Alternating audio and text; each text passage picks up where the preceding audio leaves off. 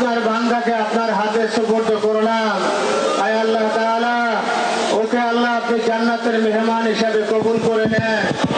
আয় আল্লাহ, আমাদের তামাম জিন্দেগির গুনাহ খাতা মাফ করে দেন।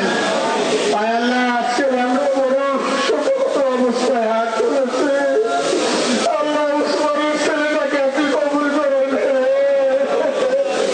আল্লাহ, ও এতিম হয়ে গেছে। আল্লাহ, ওই এতিম বাচ্চাটাকে আপনি কবুল করে নেন।